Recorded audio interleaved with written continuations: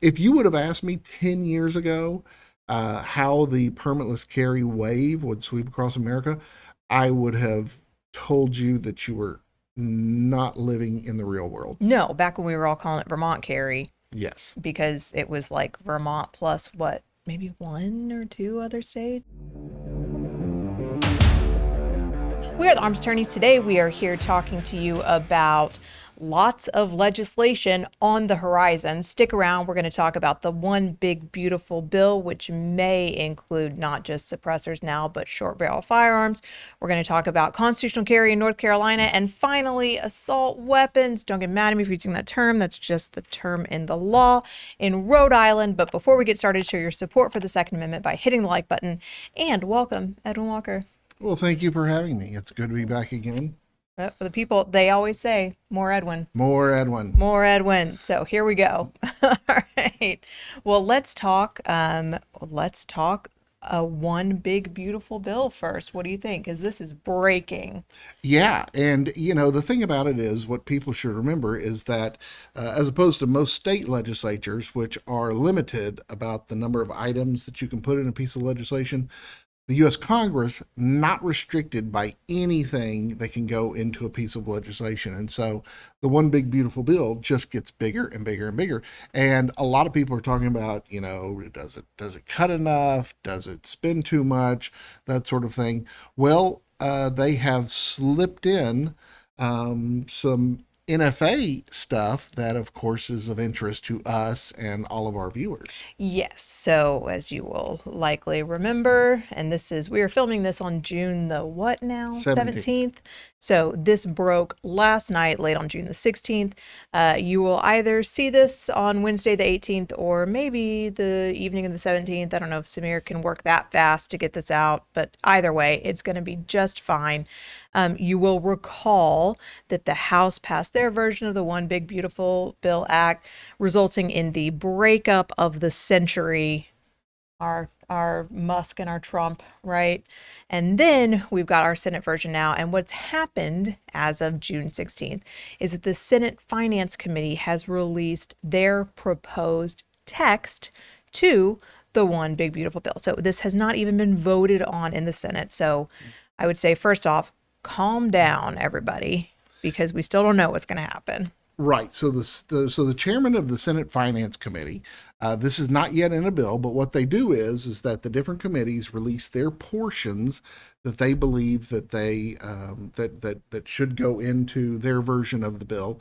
And in fact, the chairman of the Senate Finance Committee last night, released basically also a narrative of what the different portions of the bill means, in which in this particular item, section 70436 talks about the elimination of the tax on certain devices under the National Firearms Act, in which the commentary that he wrote said, should we just read it verbatim or? Go for it. Go for it.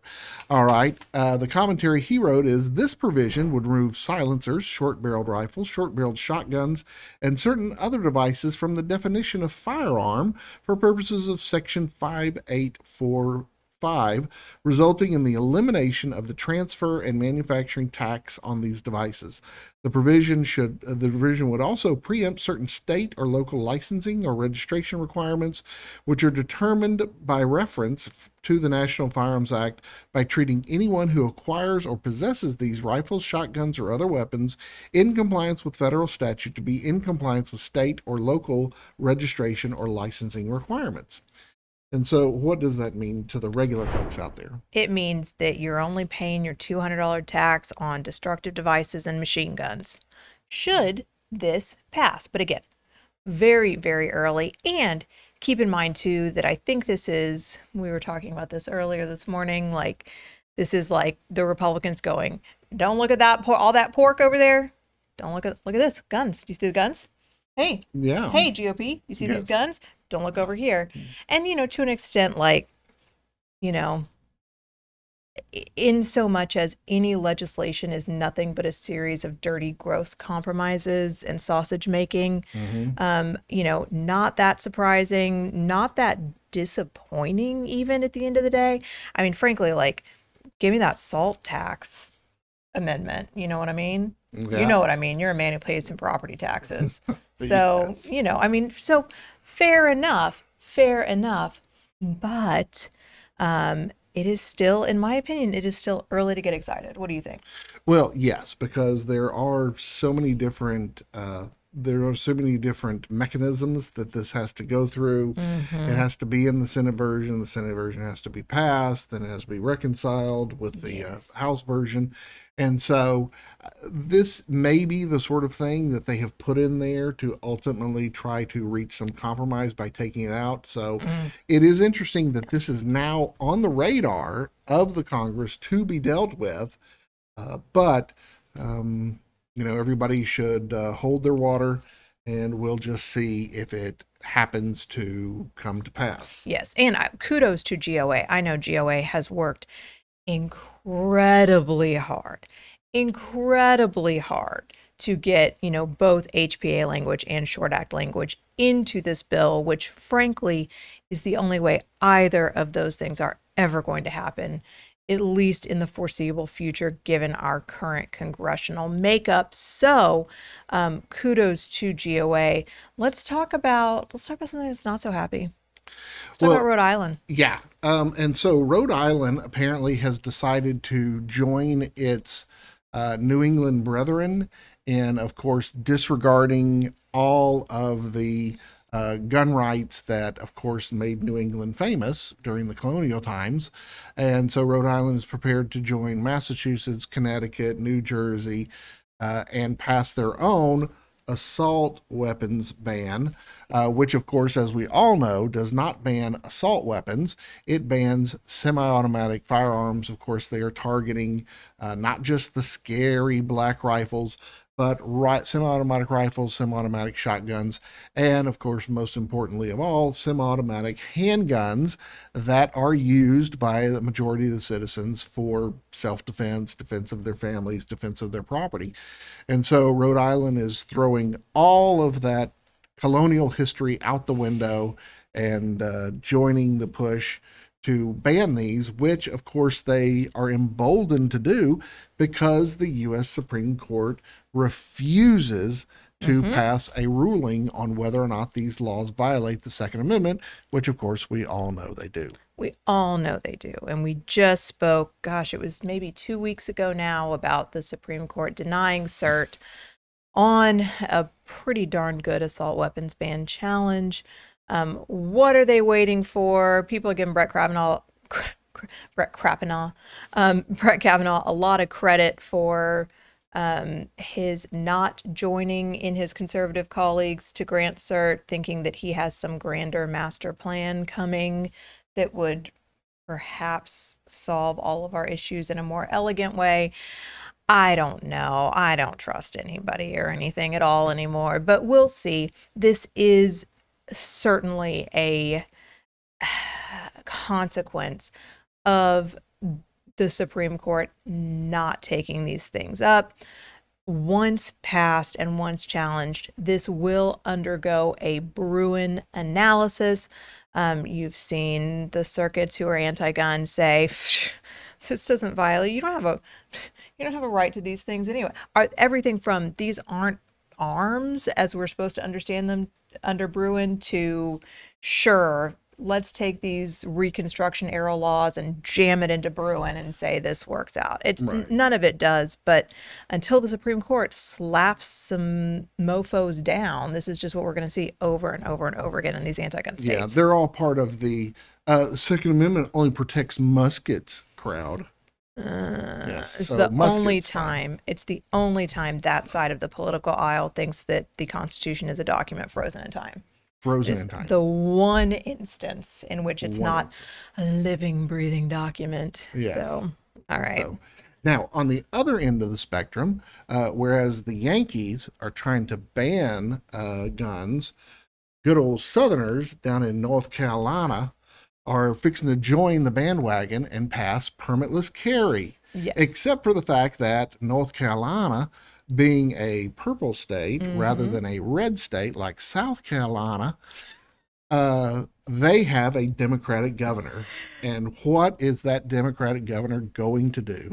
Well, he is going to veto this bill. And from what I am reading, being a Texan myself and not being intimately acquainted with the exact makeups of the legislative bodies in North Carolina, the people on the internet are saying that the North Carolina legislature does not have the votes to overcome a veto. I've got to tell the people that when Edwin and I last night Richard is on vacation, so we're chit-chatting on text message about what we're going to talk about today, and I sent him, I was like, ooh, well, here's this Rhode Island law, and here's this North Carolina law, and Edwin immediately was like, firearms civil war.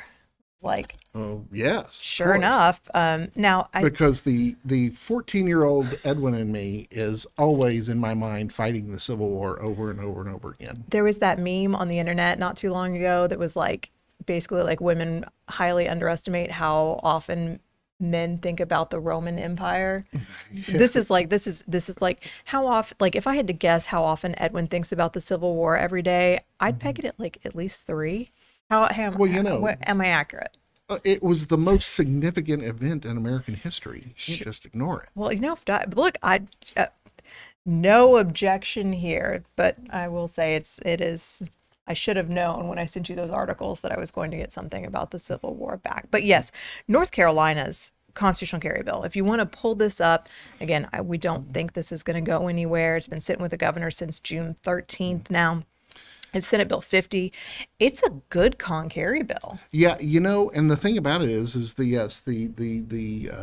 huffing and puffing on the internet has said that there would be enough Republican votes to override the Democratic governor's veto, but apparently there is a significant number of rhinos cowards in the North Carolina legislature, and so they are assuming that these people will either actively not support an override of the veto or just bow out and not participate, like cowards. We even came up against that in Texas this year. We had some cowardice happenings this year when it came to guns, and last session too, right? Because we had our Uvalde right before last session, and then they were all cowards. So it does happen. But generally speaking, if you do want to pull up the North Carolina bill, it's great. It starts at age 18, which is constitutionally appropriate, rather than age 21. It's basically like, it looks to me like if you can own and possess firearms under federal law, you've not been convicted of certain violent misdemeanors, which our law here in Texas does the same. Yeah, here in Texas, we had to have a federal judge tell us that 18 was constitutionally protected. Only for the Harris County District Attorney's Office, amongst others, to completely ignore that ruling. They do ignore the ruling. So it's insane. I don't even want to, I get so mad. So this would make North Carolina what, the 30th? 30th state to have permitless carry. If you would have asked me 10 years ago how the permitless carry wave would sweep across America, I would have told you that you were not living in the real world. No, back when we were all calling it Vermont carry. Yes. Because it was like Vermont plus what, maybe 1 or 2 other states? And now Vermont. I don't want Vermont to even have Vermont carry anymore. It's very good. I liked it. That was good. Okay. Yeah. Thank you. All right. Comment below if you don't know who that was, but I think he did a pretty darn good job. So all that to say, this is your current legislative roundup, I suppose, throughout the country. Let us know in the questions and comments if there are other important bills you want us to talk about, if you like this kind of discussion, because boy, I mean, gun law sometimes moves in waves, and we've got a weird kind of wave coming this week. So we'll see how this all shakes out. But we hope you enjoyed this discussion. If you did, please consider subscribing, hitting the like button, and help us fight the anti-2A algorithm by sharing this video. And again, leave us questions and comments below. Until next time, we're the Armed Attorneys.